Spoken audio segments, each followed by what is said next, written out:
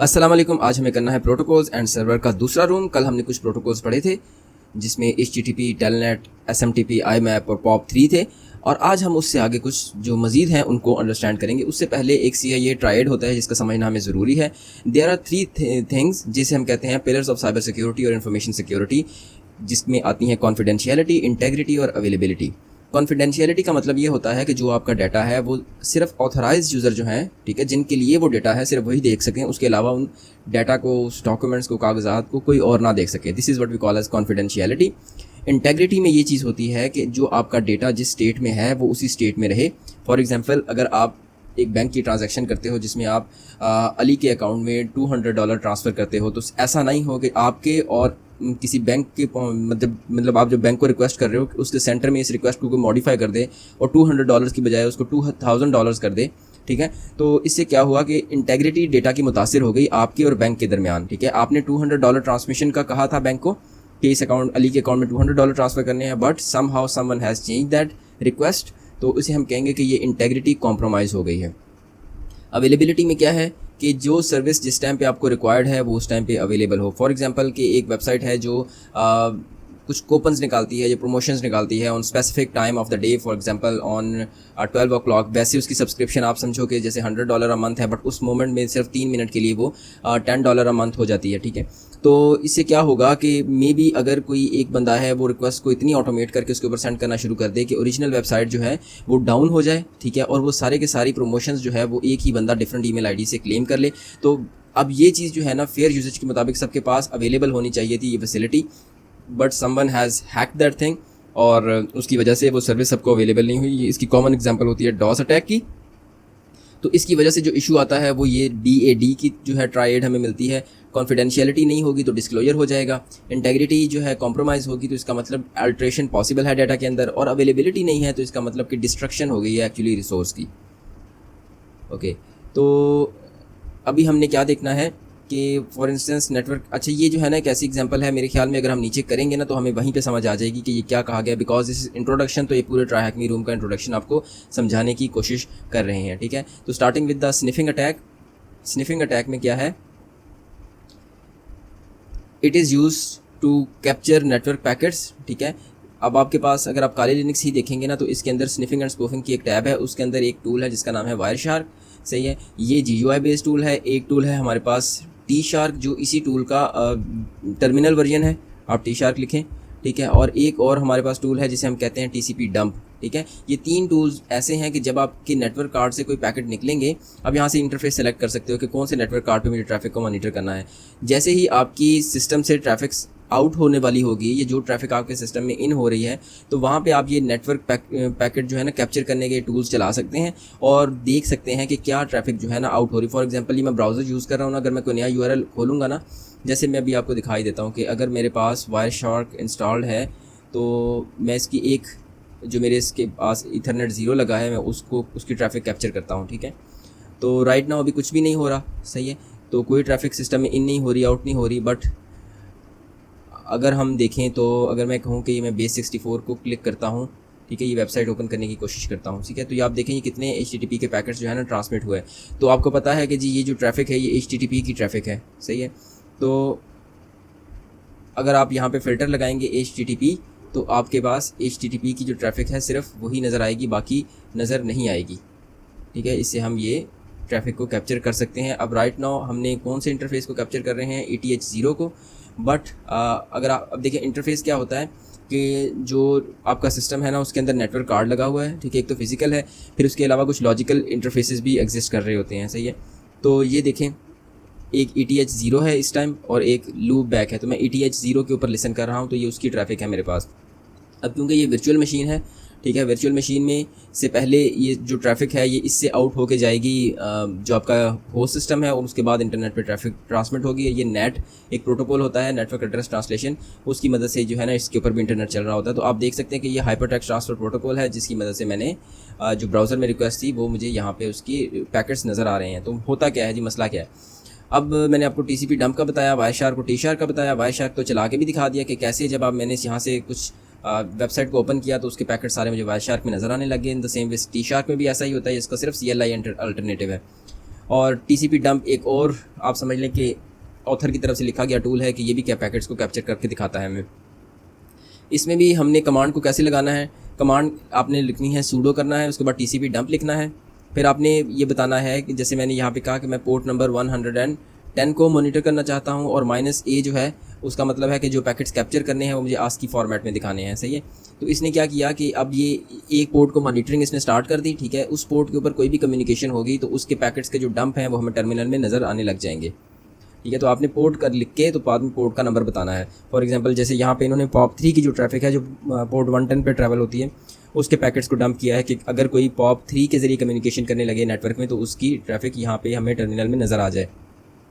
तो अब देखिए POP3 आपको पता है कल दिखाया था कि ये इंक्रिप्शन इसमें नहीं होती, अनसिक्योर है, इसी वजह से कि अगर आप एक काम कर रहे हैं, फॉर एग्जांपल मैं यहाँ से POP3 से कनेक्ट हो रहा हूँ तो इसके सारे पैकेट्स के डंप मुझे नज़र आ रहे हैं ना। तो अगर कोई एक यूज़र था, यूज़र ए, उसने यूज़र नेम तो पासवर्ड उसे प्रोवाइड करना था ना, तो यूज़र नेम अगर वो प्रोवाइड कर रहा है उसके बाद पासवर्ड रिक्वायर करके तो उसको पासवर्ड भी प्रोवाइड कर रहा है। तो अगर आप ये पैकेट्स को कैप्चर कर रहे हैं तो इसका मतलब आप ये सारी यूज़र नेम और पासवर्ड उसका देख सकते हैं, वाईशार के अंदर भी देख सकते हैं, यहाँ पे अगर वो ट्रैवल कर रहा होगा। तो इससे क्या हुआ कि इससे जो कॉन्फिडेंशियलिटी थी वो ब्रीच हो गई।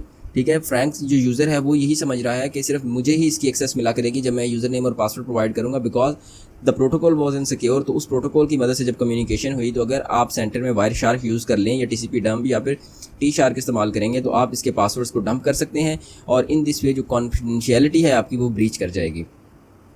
तो जो प्रोटोकॉल हमने पिछले रूम में देखे थे, जैसे ये वाले सारे प्रोटोकॉल देखे थे, all of these have the same issue.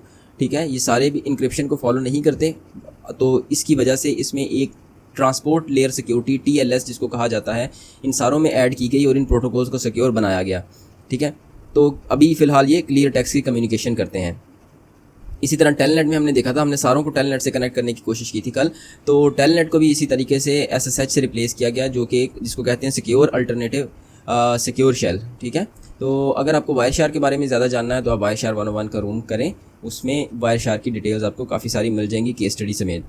तो अगर ये कमांड हो और आपने टेलनेट की ट्रैफिक कैप्चर करनी है तो आप क्या करेंगे, टेलनेट की ट्रैफिक पोर्ट 23 पे जो है जाती है सर्वर के पास। तो अभी देखते हैं कि जी अगर हमारी यहाँ से फ़िलहाल ठीक है प्रॉक्सी ऑफ है तो आई थिंक सो इंटरनेट का इशू है, बट ये मैं सबमिट करूँगा तो दोबारा से सबमिट हो जाएगा। What is the simplest display filter you can use with Wireshark. जैसे भी हमने ना यहाँ HTTP लिखा था ना, तो इधर अगर आप लिख दोगे ना IMAP, ठीक है, जैसे ये IMAP है तो इसका मतलब है कि IMAP की ट्रैफिक सिर्फ मुझे दिखानी है। अभी मेरे नेटवर्क में कोई IMAP की ट्रैफिक नहीं है, तो इस वजह से मुझे कोई मतलब कि ट्रैफिक यहाँ पे नज़र नहीं आ रही, कोई पैकेट नज़र नहीं आ रहे। तो इसको मैं माइनस करता हूँ, यहाँ पे आप लिखोगे IMAP, इसको भी सबमिट करते हैं। आई थिंक सो इंटरनेट का कोई इशू है शायद, बट नहीं, इंटरनेट ठीक चल रहा है। तो इसको मैं रिफ़्रेश करके दोबारा से ये टर्म्स लिख देता हूँ ताकि इन केस के कोई इशू था तो वो रिज़ॉल्व हो जाए।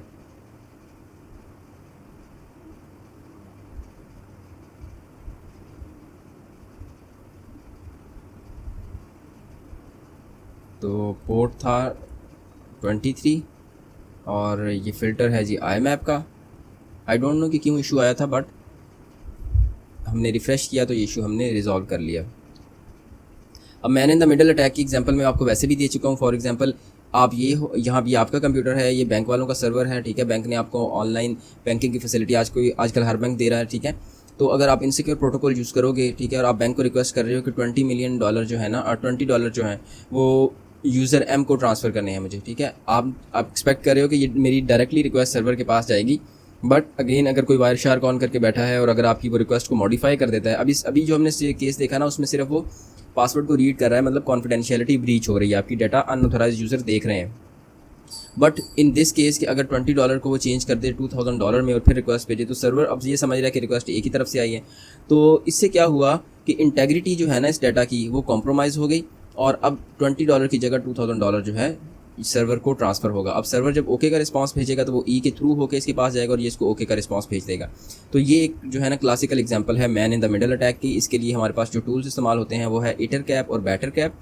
तो इनको कैसे इस्तेमाल करते हैं ये इस रूम का फ़िलहाल स्कोप नहीं है, ठीक है। तो ये again the solution lies in public की इंफ्रास्ट्रक्चर, इन क्रिप्टोग्राफी, ठीक है, उसके अंदर ही इसका सोल्यूशन लाया करता है। तो वो हम अभी शायद वो इस रूम का स्कोप नहीं है कि उसमें सिक्योर प्रोटोकॉल्स कैसे काम करते हैं वो सिखाया जाए। तो but again TLS security is the main thing. तो how many different interfaces does Ettercap offer? तो ईथरकैप कितने इंटरफेसेस ऑफर करता है? इन्होंने कहा है हिंट में कि आप इस एक्सटर्नल वेबसाइट पे जाएं और वहाँ पे आपको ये मिल जाएगी चीज़। तो हम कंट्रोल F करके देखते हैं इस पेज में। Ettercap offer 3 interfaces, traditional, command line, GUI and ncurses. इसका मतलब 3 इन टोटल हैं। तो हम इधर 3 लिख देते हैं कि 3 इंटरफेसेस है जिसकी मदद से हम ईथरकैप का काम कर सकते हैं। बेटरकैप को आप कैसे यूज़ करते हैं? अगेन हिंट में एक एक्सटर्नल लिंक है जिसकी तरफ हमें मूव किया जा रहा है, तो आप इसको कॉपी करें।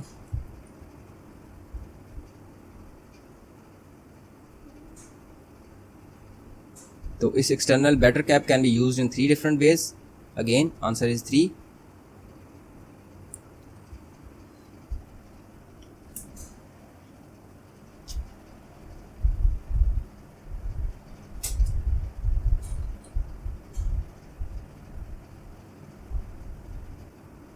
तो टास्क 4 है जी ट्रांसपोर्ट लेयर सिक्योरिटी का। ट्रांसपोर्ट लेयर सिक्योरिटी में क्या है, जब पहली कोशिश की गई इंक्रिप्शन की इन प्रोटोकॉल्स में इंट्रोड्यूस कराने की, ये जो HTTP FTP वगैरह हमने पढ़े हैं ये वाले सारे प्रोटोकॉल्स, तो सबसे पहले जो इंट्रोडक्शन थी वो था सिक्योर सॉकेट लेयर का प्रोटोकॉल।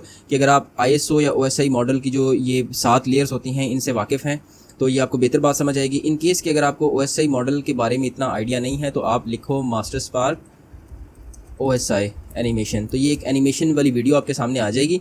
इससे आपको बड़ा अच्छा समझ आ जाएगा कि OSI मॉडल एक्चुअली कैसे काम करता है। ठीक है, तो इस वीडियो की मदद से आपको एनिमेशन की फॉर्म में ये बात समझ आएगी कि ये डिफरेंट लेयर्स क्या हैं और इन डिफरेंट लेयर के प्रोटोकॉल्स क्या होते हैं। तो इन प्रोटोकॉल को सिक्योर करने की पहली कोशिश थी SSL, which was in 1994 by Netscape, और SSL का 3.0 का वर्जन रिलीज़ हुआ था 1996 में। बट इवेंचुअली थोड़ा बेहतर सिक्योरिटी चाहिए थी, तो फिर एक TLS जो है, जो स्टिल यूज़ होता है, ट्रांसपोर्ट लेयर सिक्योरिटी, ये प्रोटोकॉल 1999 में इंट्रोड्यूस कराया गया। और ये दोनों प्रेजेंटेशन लेयर जो है ना इसी के प्रोटोकॉल है, जिसमें before presenting the data to application layer यहाँ पे इंक्रिप्शन परफॉर्म की जाती है।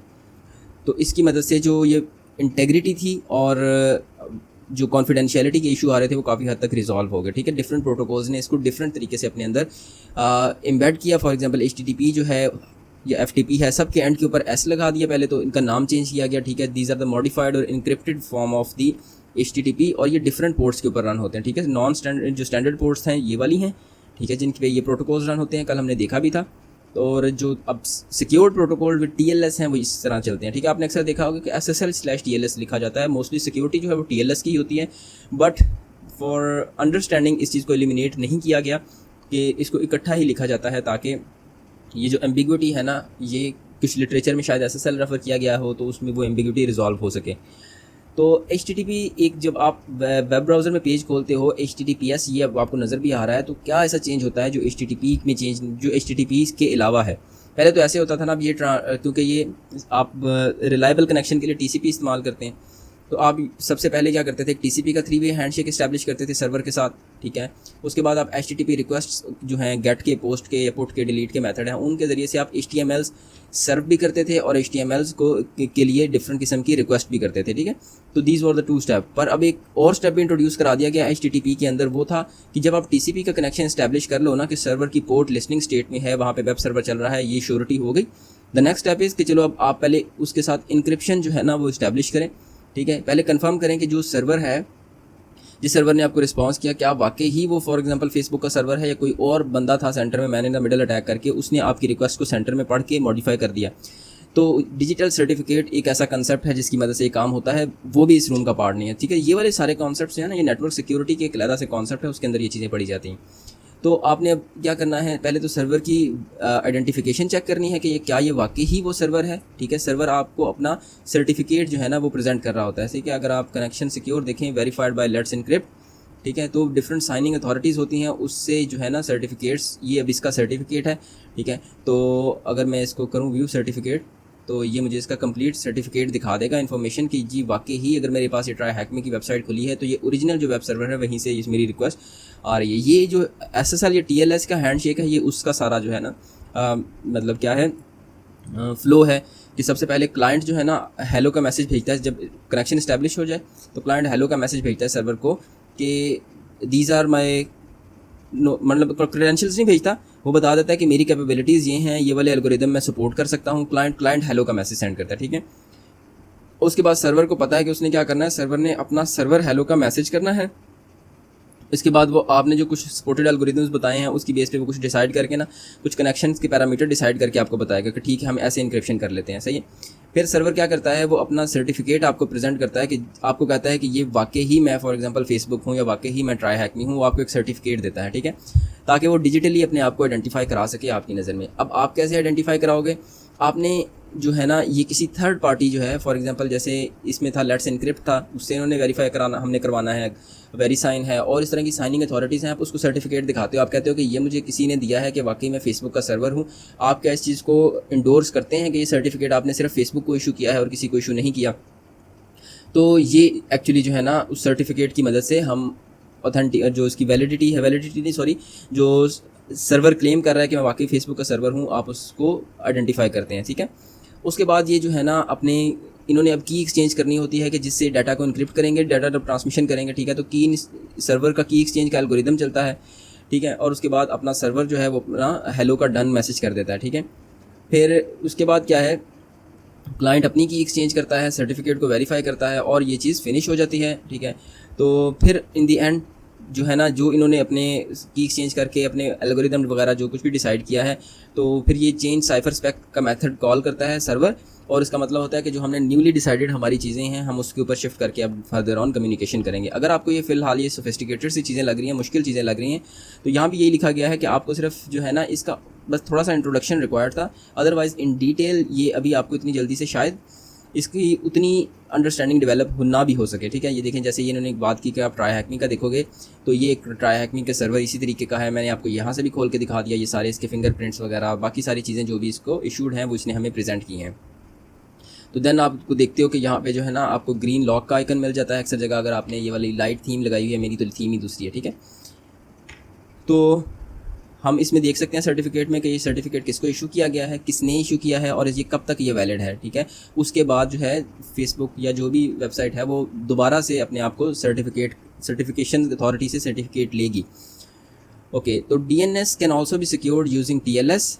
What is the 3 letter acronym of, अभी हमने ऊपर तो देखा कि HTTP को सिक्योर करने के लिए HTTPS है, ठीक है। तो DNS प्रोटोकॉल जो है वो TLS सिक्योरिटी में क्या उसके लिए क्या नया नाम है, क्योंकि इन्होंने कहा 3 वर्ड है तो हम DNSS तो शायद नाम नहीं होगा, तो हम गूगल में इसी तरीके से सर्च कर लेते हैं। तो प्रोटोकॉल का नाम है जी .DNS/TLS, ठीक है। तो हम यहाँ लिख देते हैं DNS/TLS। सिक्योर शेल का टास्क है जी 5वां टास्क है। टेलनेट में हम रिमोटली एडमिनिस्ट्रेशन करते थे अपने दूसरे सिस्टम की, again that was vulnerable to plain text और attack, man in the middle attack, कोई भी सेंटर से पढ़ सकता है जो आपने यूज़र नेम पासवर्ड वगैरह शेयर किए हैं। तो उसका जो अल्टरनेटिव है दैट इज़ सिक्योर शेल। तो इसमें क्या है, putting simply the S in the secure shell stands for secure which can be summarize simply as. Simple way में देखना है तो इसका क्या मतलब है कि इसमें आप रिमोट सर्वर जो है जब आप उससे कम्युनिकेट करोगे उसकी आइडेंटिफाई का आपको पता, आइडेंटिफाई इस्टेब्लिश कर सकते हो कि अच्छा, आइडेंटिटी इस्टेब्लिश कर सकते हो कि अच्छा यही वही बात यूज़र है जिससे मैं बात करना चाह रहा हूँ, सेंटर में कोई बंदा नहीं है। इनक्रिप्टेड मैसेज ट्रांसमिशन होगी, ठीक है, और सिर्फ इंटेंडेड रिसिपेंट जो है उसको डिक्रिप्ट कर सकते हैं, ठीक है। और दोनों पार्टीज़ जो हैं अगर सेंटर में डाटा में मॉडिफिकेशन हो गई तो वो उसको पढ़ सकती हैं। अगेन सिक्योर शेल जो है इनक्रिप्शन और क्रिप्टोग्राफी की बेस के ऊपर सिक्योर है, ठीक है। तो SSH को इस्तेमाल करने के लिए क्या मैकेनिज़्म है कि आपने एक साइड पे SSH का सर्वर रन कर देना है जिसे आप रिमोटली एडमिनिस्टर करना चाहते हैं, और दूसरी साइड पे आपका SSH का क्लाइंट होगा जिससे आप जो है ना रिक्वेस्ट सेंड करोगे कि I want to remotely manage that system. तो SSH का जो सर्वर होता है वो बाय डिफ़ॉल्ट पोर्ट नंबर 22 के ऊपर लिसन करता है, टेलनेट आपको पता है कि 23 पे लिसन करता है, सही है। तो SSH क्लाइंट अब कैसे अपने आप को ऑथेंटिकेट करा सकता है, इसके 2 मैकेनिज्म है। एक तो यूज़र नेम पासवर्ड के पेयर से ऑथेंटिकेट करा सकते हैं, और दूसरा जो है ना पब्लिक प्राइवेट की का जो पेयर है, पब्लिक की इंफ्रास्ट्रक्चर, इसके लिए आपको थोड़ा सा पता होना चाहिए। अगर उसका पेयर जो है ना उसकी मदद से भी क्लाइंट कोई अपने आप को ऑथेंटिकेट करवा सकता है सर्वर के एंड के ऊपर कि दैट सिर्फ वो की फ़ाइल सेंड करे और उससे उसकी ऑथेंटिकेशन हो जाएगी और उसको रिमोट मैनेजमेंट की फैसिलिटी प्रोवाइड कर दी जाएगी। ओके, तो इसमें नेक्स्ट क्या है, तो इसको यूज़ कैसे करते हैं, SSH लिखना है, फिर यूज़र का नाम लिखना होता है जिसे आप लॉगिन करना चाहें, फिर @ का सिंबल डालते हैं और IP बताते हैं। तो अगेन फिर वो आपसे पासवर्ड मांगता है, अगर आपका पासवर्ड ठीक है तो आप उसके साथ कनेक्ट कर लेते हैं। ओके,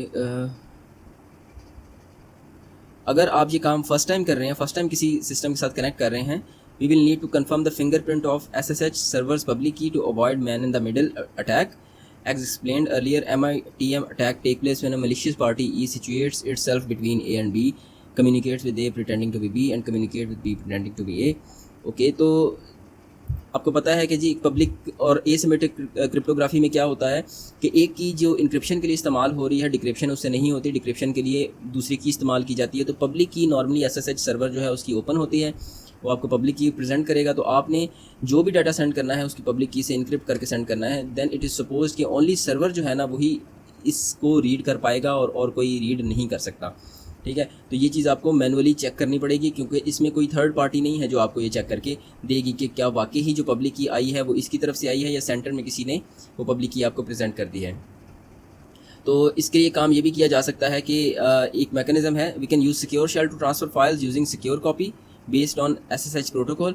अगर आप दो सिस्टम के दरमियान फ़ाइल शेयरिंग करना चाहते हैं तो आप सिक्योर कॉपी की एक कमांड है वो इस्तेमाल कर सकते हैं। ये बेस्ड ऑन SSH है, ठीक है, SSH की मदद से ही ये फ़ाइल ट्रांसमिशन इसमें पॉसिबल होती है।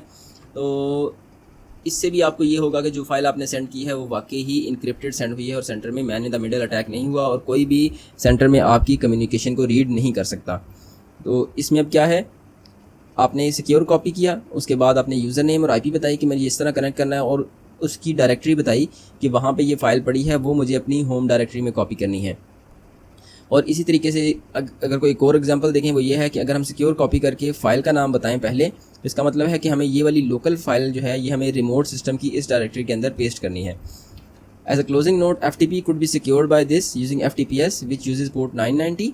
ये हमने ऊपर देखा था। It is worth mentioning that FTP can also be secured using SFTP। By default this service listens on port 22। अच्छा, एक दो चीज़ें हैं, एक है FTPS और एक है SFTP। ठीक है, अगर आप FTP का जो प्रोटोकॉल है इसे दो तरह से सिक्योर किया जा सकता है। एक है कि आप SSL या TLS की सिक्योरिटी इसके ऊपर लगाएं कि जो है प्रेजेंटेशन लेयर की इंक्रिप्शन के प्रोटोकॉल कि जिसमें आपकी एप्लीकेशन लेयर के ऊपर कोई फ़र्क नहीं पड़ेगा, आप FTP को नॉर्मल जैसे इस्तेमाल करते हो वैसे ही करोगे, but that would be secured bye TLS security. But on the other hand अगर आप SSH बेस इसको सिक्योरिटी प्रोवाइड करना चाहते हैं कि जो कि SSH भी एप्लीकेशन लेयर का प्रोटोकॉल है, तो आपकी सिस्टम के अंदर ही फॉर एग्जांपल आप मतलब इसको ऐसे समझ लें कि FTP की ट्रैफिक जो है SSH के थ्रू राउट होकर दूसरे सिस्टम पर पहुंचेगी। ठीक है, और इसको हम कहते हैं SFTP। ठीक है, तो use SSH to connect at this as mark with the password this using uname-r find the kernel release. तो हमें कहा गया है कि आप इस मशीन से कनेक्ट करें। पहले मैं देखता हूं कि IF कन्फिग कर लेते हैं कि हमारी IP क्या हम ट्राइहैकमी के सर्वर से वी आर नॉट कनेक्टेड। तो हम पहले डाउनलोड्स में जाके LS कर लें, यहाँ पे हम ओपन VPN ये करते हैं, हम ट्राइहैकमी के सर्वर से कनेक्ट हो जाएंगे इस तरह। और उसके बाद मैं एक नई टैब खोलता हूँ और इसको पिंग करके देख लेते हैं कि क्या हम मशीन के साथ कनेक्टेड हैं। Yes, we are connected with that machine. अब हमें क्या कहा गया है कि आप करो SSH mark @ this IP, enter press करें तो आपसे पासवर्ड पूछ देखें फर्स्ट टाइम है ना, तो are you sure you want to continue connecting. तो हमें फिंगरप्रिंट प्रेजेंट किया गया है सर्वर की तरफ से कि ये जी हमारी पब्लिक की है। दिस की is not known by any other names. तो अगर इफ़ यू बिलीव कि वाकई ही ये वो सर्वर ने ये की प्रेजेंट की होगी तो आप इसको यस कर लो। ठीक है, तो इसे हमने नॉन होस्ट की लिस्ट में ऐड कर लिया कि जी ठीक है जी ये वाली IP के ऊपर हम रिमोट एडमिनिस्ट्रेशन करेंगे। नाउ हमसे पासवर्ड डिमांड किया जा रहा है विच इज़ दिस वन। इसे हम कॉपी करते हैं, एंटर प्रेस किया तो ठीक है जी, we are connected with the remote machine. तो uname-r करके हमें इसके जो कर्नल रिलीज़ है उसका वर्जन मिल जाएगा विच इज़ 5.4.0-84-जेनेरिक। तो ये हम यहाँ प्रेजेंट कर लेंगे। ठीक है, देखिए हमें रिमोट सिस्टम का शेल जो था ना वो यहाँ पे मिल गया। अब LS करो, आपको उसकी चीज़ें भी यहाँ से नज़र आ जाएंगी। अब क्या कहा गया है कि SSH की मदद से हमें book.txt जो है फ़ाइल, ये देखें जी ये पड़ी भी हुई है ये फ़ाइल। ठीक है, इसको कॉपी करना है फ्रॉम द रिमोट सिस्टम। और how many KBs did secure copy display as download size. अब देखें दो तरीके हैं, एक तो है मैं यहीं से सिक्योर कॉपी भी चला सकता हूँ, सिक्योर कॉपी की कमांड। ठीक है, क्योंकि मैं SSH से ऑलरेडी कनेक्टेड हूँ। ठीक है, but there is another method कि वही हम उस मेथड को फॉलो करते हैं कि अगर मैं डायरेक्टली यहाँ से नहीं चाह रहा कि मैं अब सिक्योर कॉपी से मतलब मैं कनेक्टेड नहीं हूँ और फिर चाह रहा हूँ कि वहाँ से फ़ाइल डाउनलोड करूँ, तो फिर आप ऐसे कर सकते हैं, सिक्योर कॉपी करें। ठीक है, मार्क @, जो IP थी वो लिखें। सॉरी, IP हमने कॉपी ख़त्म कर दी थी, चलो मैं मैनुअली लिख लेता हूँ 10.10.15.122। और उसके बाद आपने क्या करना है कि वहाँ पे फ़ाइल पड़ी थी उसी लोकेशन के अंदर जहाँ पे हमें डिफ़ॉल्ट में हम कनेक्ट होते हैं, दैट इज़ book.txt। तो आप करो कि book.txt कॉपी करनी है कहाँ पे, डॉट का मतलब होता है कि जिस फोल्डर में मैं अभी हूँ मुझे वहीं पे कॉपी करनी है। तो आप एंटर प्रेस करेंगे तो ये आपसे पासवर्ड पूछेगा अगेन, आप इसको कॉपी कर लें। तो यहाँ पे आके हम एंटर प्रेस करते हैं और ये इसने हमें एरर दे दिया है कि नो सच फाइल और डायरेक्टरी mark@। ओके, यहाँ पे ना हमें सेमी कॉलन भी लिखना था। ये करने के बाद हमें सेमी कॉलन करके अगर हम ऐसे करें तो शायद ये हमें बता दे मे बी कि जिस लोकेशन में मैं हूँ। ओके, ये हमसे पासवर्ड मांग रहा है, एंटर करते हैं पासवर्ड। तो book.txt इसने लिख दिया। ओके, तो मेरे ख्याल में अगर मैं ls करूँ तो book.txt आ गई है। इसके कंटेंट्स को कैट करते हैं। ओके, तो इसमें कुछ भी लिखा हुआ था। तो कॉपी तो हमने कर लिया। How many kbs did secure copy display as download size. Secure copy ने तो हमें डाउनलोड का साइज़ नहीं बताया वैसे, जैसे ये इसको इसने बताया था, शायद हमें भी बताया हो।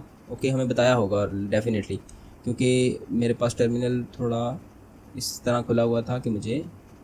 ओके जी, 415 kbs जो है ना इस फ़ाइल का साइज़ था। तो हम इधर लिखते हैं फ़ाइल का साइज़ 415, इसको सबमिट कर देते हैं। अब आते हैं पासवर्ड अटैक की तरफ।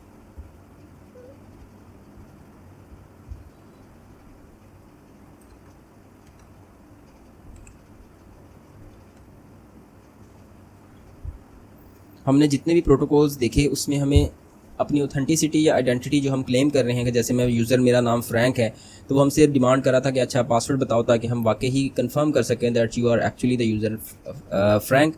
सो क्या होता है कि पासवर्ड्स के भी काफ़ी सारे अटैक हैं। हमने ये चीज़ तो चेक कर ली थी कि सेंटर में हम पासवर्ड को अगर वो प्लेन टेक्स्ट में ट्रांसमिट हो रहे हैं तो पासवर्ड्स को रीड कर सकते हैं, उन्हें मॉडिफाई, उनको पढ़ सकते हैं, ठीक है। तो इन केस के अगर प्रोटोकॉल जो है वो सिक्योर है, फॉर एग्जांपल HTTPS यूज़ हो रहा है या जो है कोई भी जो है सिक्योर वाला FTPS या SFTP यूज़ हो रहा है, तो पासवर्ड इन प्लेन टेक्स्ट आपको नज़र नहीं आएंगे। तो अगर आपको फिर भी पासवर्ड्स में आप इंटरेस्टेड हैं तो how you can do that. तो उसके लिए जो है काफ़ी सारी जो वेबसाइट्स हैं ना उनमें ब्रीचेस हुई टाइम एंड अगेन। तो उससे क्या हुआ कि उनकी पासवर्ड्स की जो लिस्ट थी वो लोगों ने ऑनलाइन कर दी, ठीक है। तो अब क्या होता है कि आप उनमें से कोई लिस्ट उठाते हो, ठीक है। जैसे ये देखें 150 million user name and password जो है ना एडोब की ब्रीच में से, एडोब जो है ना एक कॉमन जिसके एडोब इलस्ट्रेटर, फोटोशॉप वगैरह होते हैं, वो वाला जो कंपनी है उसकी 2013 की ब्रीच में इतने जो पासवर्ड्स हैं वो ब्रीच हो गए, 150 मिलियन पासवर्ड्स, ठीक है। तो मे बी उनमें से कोई पासवर्ड ऐसा हो कि वो पासवर्ड अगर आप यूज़र फ्रैंक के साथ लगाओ तो वो आपको कह दे कि हाँ जी ये वाला पासवर्ड ठीक है, ठीक है। तो आपको ब्रूट फोर्स उतना ज़्यादा नहीं करना पड़ेगा कि हर कम्बिनेशन आप ट्राई करें। तो अगर आप अपनी आइडेंटिटी इस्टेब्लिश करते हो तो एक तो पासवर्ड से करते हो, ठीक है, जो है समथिंग यू नो, ठीक है, जो आपने पासवर्ड या पिन कोड प्रेजेंट किया, या फिर आप समथिंग यू हैव से प्रेजेंट करते हो, कोई सिम कार्ड है, मोबाइल पे मैसेज आ गया, कोई RFID कार्ड है, कोई USB की डोंगल है वो लगाओगे तो लैपटॉप ऑन होगा, या फिर इस तरह कोई आप सर्विस एक्सेस कर पाओगे। या ऐसी चीज़ जैसे समथिंग यू आर कि आप अक्सर बायोमेट्रिक है फ़ोन्स में या आइरिस स्कैन होता है, उसकी मदद से पता चलता है कि अच्छा अगर आप हमाद कह रहे हो तो इसका मतलब आपका फिंगरप्रिंट भी यही होना चाहिए। ओके, तो only 2 passwords are related to Adobe and its product but the rest are generic. अच्छा, ये जी हमने भी जो बात की कि एक तो पासवर्ड है, आप टोटल गैस में चले जाते हो कि यार इस बंदे की फ़ोन नंबर ये है, पेट का नाम ये है, इसकी वाइफ का नाम ये है, ठीक है, बच्चों का नाम ये है, तो उससे आप गैसेस लगाने शुरू कर देते हो। तो ये होता है password guessing attack. Dictionary attack में भी जो ऊपर हमने देखा, जैसे एडोबी की जो है पासवर्ड लिस्ट रिलीज़ हुई, तो उससे इतने सारे पासवर्ड्स हैं, आप इसको उठा के ट्राई करना शुरू कर देते हो। इन केस कि अगर इसमें से भी नहीं लग रहा तो फिर तो आप फिर भी अगर स्टिल मोटिवेटेड हैं और अगर आपके पास टाइम है और रिसोर्सेज हैं तो then you have to go for the brute force attack, जिसमें आप हर यूज़र नेम पासवर्ड का कम्बिनेशन ट्राई करके सिस्टम को क्रैक करने की कोशिश करोगे, बट इन मोस्ट केसेस आपको अगला जो सिस्टम है वो ब्लॉक कर देगा। तो एक बड़ी कॉमन सी लिस्ट है जी rocku.txt। अदरवाइज़ अगर आप एक और चीज़ में इंटरेस्टेड हैं तो सेक लिस्ट्स अगर आप देखें ना तो ये एक लीक्ड पासवर्ड्स की एक डेटाबेस है जिसके अंदर बहुत सारी लिस्ट पड़ी हैं डिफरेंट पासवर्ड्स के लीकेज की। ओके, तो अब सवाल ये पैदा होता है कि लिस्ट तो हमारे पास आ गई बहुत सारी, ठीक है, पासवर्ड्स की लिस्ट तो आ गई। प्रोटोकॉल भी हमें पता है कि हम SSH को ब्रेक करना चाह रहे हैं या फॉर एग्जांपल FTP को ब्रेक करना चाह रहे हैं, हमें जिसका पासवर्ड नहीं पता, तो उसके लिए एक सर्विस है, एक सॉफ्टवेयर है जिसे हम कहते हैं THC हाइड्रा। हाइड्रा क्या काम करता है? हाइड्रा, अगर आपको यूज़र नेम पता है तो आप -L, पहले तो आप लिखोगे हाइड्रा, फिर अगर यूज़र नेम पता है तो स्मॉल l लिखेंगे, ठीक है, -L, और आपको जो भी यूज़र नेम है, फॉर एग्जांपल फ्रैंक, तो आप यहाँ पे लिख दोगे फ्रैंक, ये जैसे ये लिखा है आप लिख दोगे मार्क। पासवर्ड नहीं पता ना, तो पासवर्ड के लिए आप यहाँ से कोई भी लिस्ट डाउनलोड करें, ये देखें इसके अंदर बहुत सारी लिस्ट एग्जिस्ट करती हैं, तो पासवर्ड्स के लिए आप यहाँ से कोई लिस्ट डाउनलोड करें और वो पासवर्ड की लिस्ट का आप पाथ यहाँ पे बता दें, फिर उसके बाद आप जिस सिस्टम में इंटरेस्टेड हैं उसकी IP बताएं, और देन इन दी लास्ट आपको सर्विस बतानी है। जैसे अगर आप FTP में इंटरेस्टेड हैं तो FTP लिखेंगे, अगर आप SSH में इंटरेस्टेड हैं तो SSH लिख दें, ठीक है। ये इस तरीके से लिखना है तब भी मर्ज़ी है, और कैसे लिखना है तब भी आप ये काम कर सकते हैं। कुछ एडिशनल आर्गूमेंट्स ये हैं कि देखिए यहाँ पे पोर्ट नंबर मेंशन नहीं हमने किया कि FTP जो है वो कौन सी 21 पे रन होती है, ठीक है, बिकॉज वी आर अज्यूमिंग कि वो स्टैंडर्ड पोर्ट पे ही चल रही है। इन केस अगर आपको पता है एंड मैप ने आपको कुछ ऐसी आउटपुट दी कि नॉन स्टैंडर्ड पोर्ट के ऊपर FTP रन हो रहा है, तो आप -S करके, ठीक है, जो भी सर्विस है उसकी आप पोर्ट नंबर भी बताओगे। वर्बोसिटी इंक्रीज़ करनी है, डिटेल्स साथ साथ देखनी है कि कौन से यूज़र नेम पासवर्ड ट्राई किए हैं, क्या रिस्पॉन्स आ रहा है, तो -V का स्विच यूज़ कर लें। जितने भी आप ऐड करोगे उतनी वर्बोसिटी ज़्यादा हो जाएगी। अब देखें ये लिस्ट जो है ना, इसके अंदर थाउजेंड्स ऑफ पासवर्ड्स हैं, तो आप मल्टी थ्रेडिंग यूज़ करना चाहते हैं या पैरेलल कनेक्शंस ओपन करना चाहते हैं इन यूज़र नेम पासवर्ड के कम्बिनेशन को ट्राई करने के लिए, तो आप -T करके जितने कंसेक्यूटिव पैरेलल थ्रेड्स आप यूज़ करने हैं वो आप नंबर यहाँ पे लिख दें। And -D is for the debugging, तो अगर आप क्लोज पोर्ट से कनेक्ट कर रहे हो या टाइम आउट हो गया है तो ये -डीबगिंग वाला जो ऑप्शन है ये आपको रिवील कर देगा। जैसे ही पासवर्ड मिल जाए तो आप Ctrl+C की कमांड से कमांड को आप मतलब हाइड्रा जो ब्रूट फोर्सिंग कर रहा है उसको आप बंद कर दें। तो इस तरीके से आप किसी भी सर्विस को ब्रेक कर सकते हैं।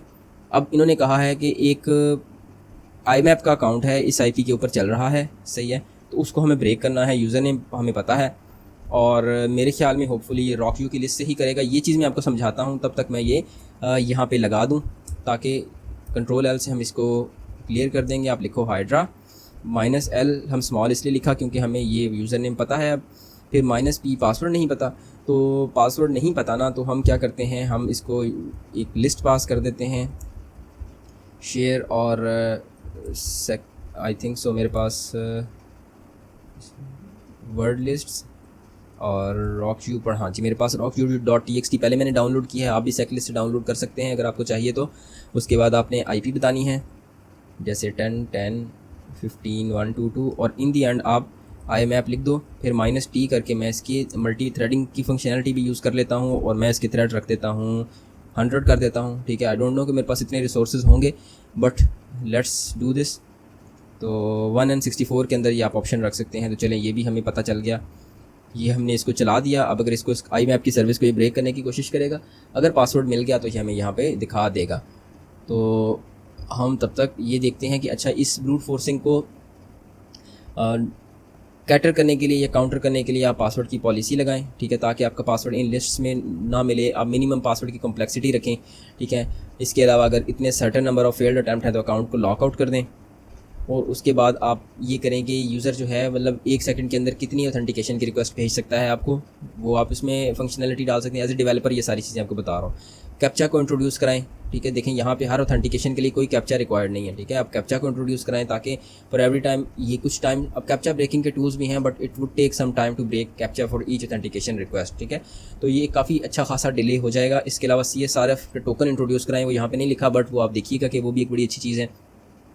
2 फैक्टर ऑथेंटिकेशन का भी मैकेनिज्म करें कि अगर बंदा पासवर्ड तो सही प्रेजेंट कर रहा है पर फ़ोन पे जो OTP या टोकन आ रहा है वो भी उसको बताना पड़ेगा, तभी वो इसको बट यू से के क्रैक कर पाएगा, ठीक है, पासवर्ड्स को।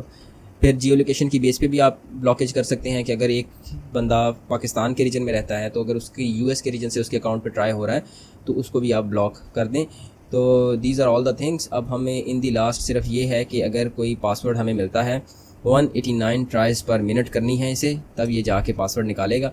तो it would take a long time. तो आई थिंक सो कि मैं किसी जो राइटअप है उसमें से मैं पासवर्ड उठा लेता हूँ, तब तक ये चलाता रहे, अपने काम को करता रहे, ठीक है। और ये मुझे ख्याल में 1 घंटे में बता रहा है कि इतनी ट्राइज लगेंगी। उससे पहले पासवर्ड मिल गया तो obviously I can break that Ctrl+C करके, बट तब तक हम देखते हैं कि अगर कोई राइटअप अवेलेबल है इसका तो उसकी मदद से हम, इसका नाम है प्रोटोकॉल्स एंड सर्वर्स 2, इसका हम कोई राइट अप देख लेते हैं, उससे हमें ये भी कंफर्म हो जाएगा कि हमने जो कमांड चलाई है वो ठीक चलाई थी।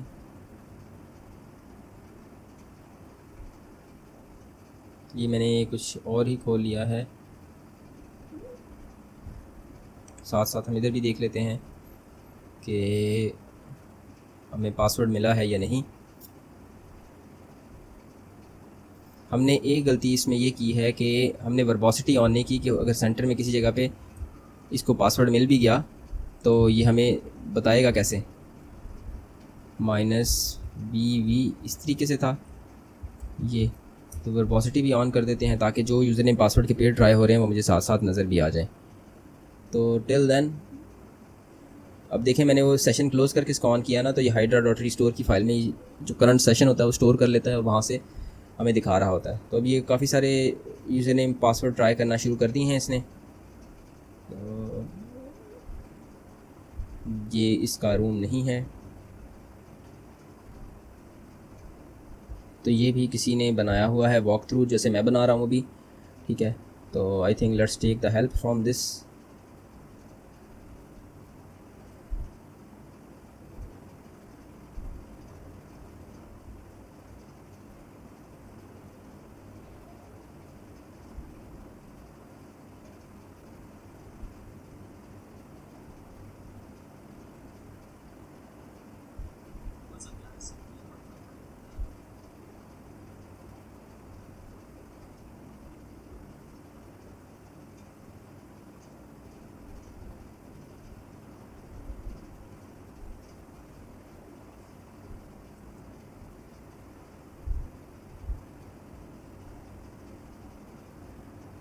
अब कमांड इसकी भी देख लें, इसने भी rockshoe.txt की यूज़ किया है, आई मैप उसी तरह हाइड्रा -LAZ, बाकी तो सारा कुछ मेरी तरह ही लिखा है।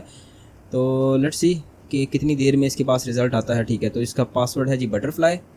तो इसने शायद वीडियो तेज़ की होगी या क्या किया होगा, आई डोंट नो, बट इसने कमांड जो है वो आप देख सकते हैं कि कमांड उसकी भी और मेरी सेम है, बट मैंने उसको मज़ीद फ़ास्ट भी किया था। और लेट्स सी कि मैं इसके पास कितने रिसोर्सेज हैं, आई डोंट नो, जिससे इसकी कमांड जो है इतनी फ़ास्ट चल गई। तो हम यहाँ लिखते हैं बटरफ्लाई। तो रूम ये हमने कंप्लीट कर लिया है, इसकी सारी डिटेल्स ऐड कर दी हैं। अगर इसमें मैं एक चीज़ और देख लूँ,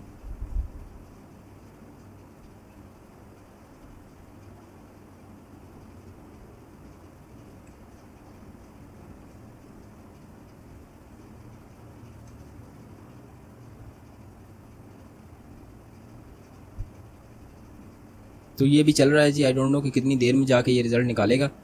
तो this is all about this room. मिलते हैं अगले रूम में, तब तक के लिए जज़ाकुमुल्लाहु खैर, अल्लाह हाफ़िज़।